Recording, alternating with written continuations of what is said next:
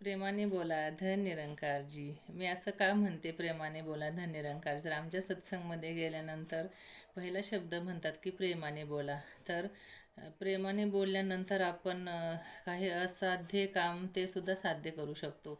आणि माऊलीने ज्ञानेश्वरीच्या ओवीमध्ये सुद्धा लिहिलेले आहे की साच आणि मवाळ मितले आणि रसाळ शब्द जैसे कल्लोळ अमृताचे.